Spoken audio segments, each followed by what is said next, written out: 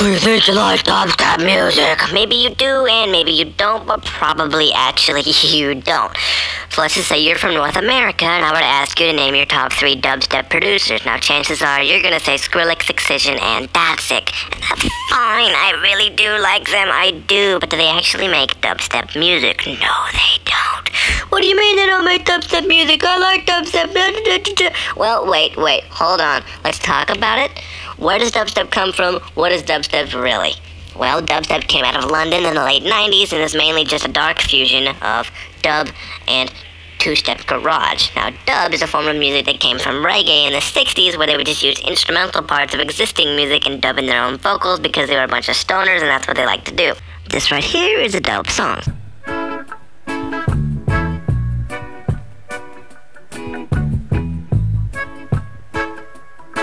Dubstep and really any kind of electronic music usually uses samples to create unique sounds, so many of the techniques from dub are used in dubstep. Now, two-step garage, or really any kind of two-step style music, just means that it doesn't follow the typical 4-on-the-floor drum pattern that you would hear in, like, typical trance music, where it uses a drum kick on every single beat, where two-step music just uses a drum kick on the first and third beat, and they fill in the middle parts with odd snare placements, and they hit the rim and different things. It sounds really cool and it just makes for an interesting beat. Here's an example of two-step garage music. See me just mash up the whole of the place.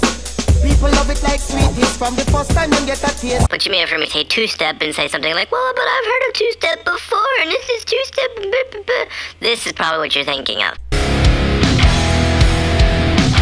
Get your two-step on. My name is Juliet and I love Bobby and my fishes. And really, yes, that's two-step. Like I said, it's basically just the way the drum pattern works. Now here's an example of a relatively early dubstep song.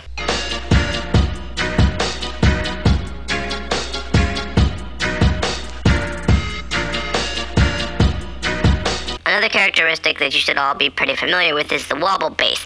And when I played that last song, you were all probably like, dude, this isn't dubstep, there's no wobbles. Well, wobbles don't need to be in a song to make it dubstep, okay? Here's an example of a real dubstep song that has wobbles.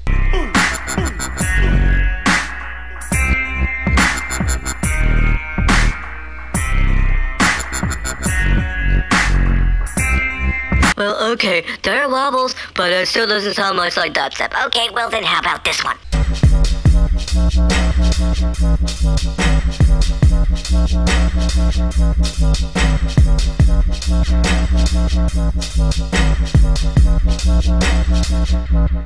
Now that might sound somewhat closer to what you want to call dubstep, but you'll notice if you don't have a subwoofer, then you probably didn't hear much from that last song.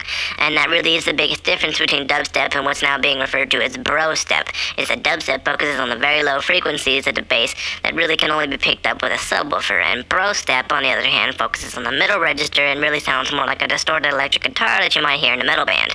Also, brostep is much more aggressive, whereas dubstep is pretty chill. Now, like most things here in the US, we didn't actually start brostep. It was, like always, something that we bastardized, took to the next level, and then called our own. A popular UK producer named Rusko has been quoted saying this. Brostep is sort of my fault, but now I'm starting to hate it in a way. It's like, I kind of took it there, and now everybody else has taken it too far. It's not heavy metal. I think, I've been in America, I've been touring for a long time, and even more so, they just want it as hard as you can. They're like, Rusko, I want you to melt my face off tonight. Like, play the hardest you got. And I'm like, it's not about playing the hardest tracks for an hour and a half. It's like someone screaming in your face for an hour. You don't want that. Now here's a Rusko song.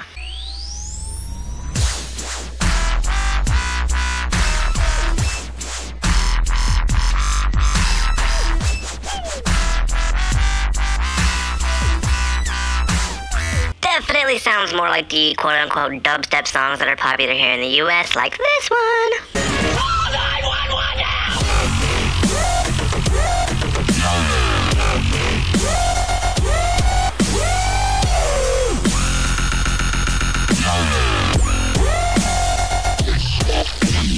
Okay, I said it sounds more like it, but as you can clearly hear, it's way more aggressive than Rusko's song. Way more aggressive, because we're Americans. Yeah, America. Now, you may have heard that Dubba Jhonny VIP dubstep tutorial.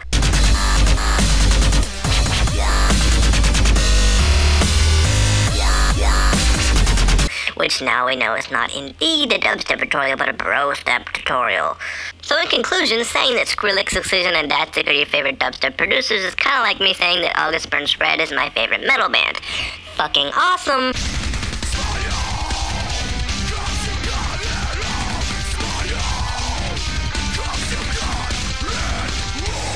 But not really metal. So I'll just leave you with this. Brostep.